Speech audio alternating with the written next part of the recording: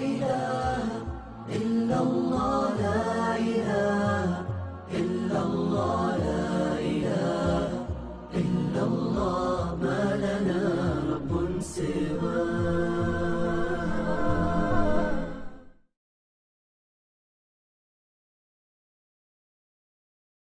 داعی کے اہم ترین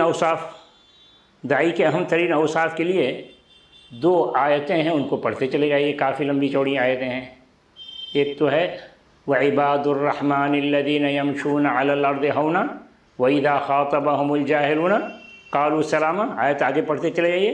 دوسری آیت قد افلح المؤمنون الذین هم فی صلاتهم خاشعون والذین هم عن اللغو معرضون. تو یہ دونوں جگہ کی آیتیں تفصیل کے ساتھ پڑھی جائیے.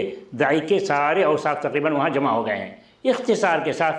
ومن احسن قولا ممن دعا الی اللہ وعمل صالحا وقال اننی من المسلمین. نیک کام کرے. نیک کام کیا کیا ہیں ان دونوں آیتوں میں مل جائیں گے آپ کو، قد افلح المؤمنون اور عباد الرحمن الذین یمشون علی الارض ہونا. تو یہ اہم ترین اوصاف ہیں.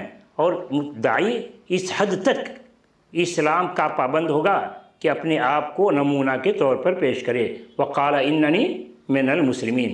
اس پوزیشن میں ہو کہ جب اسلام کی خوبیوں کو بیان کرے لوگ کہیں کہ اس خوبی کا انسان اس زمانے میں کہیں مل سکتا ہے تو کہیں کیوں نہیں مل سکتا ہے، مجھ کو دیکھ لو اننی من المسلمین. تو اس طریقے سے داعی کے اہم ترین اوصاف ان دونوں آیتوں کو پڑھیں، انشاءاللہ کافی ہے. ان پر عمل کریں گے تو یہ بہترین داعی بن جائیں گے انشاءاللہ. ومن أحسن قولا ممن دعا إلى الله وعمل صالحا وقال إنني من المسلمين.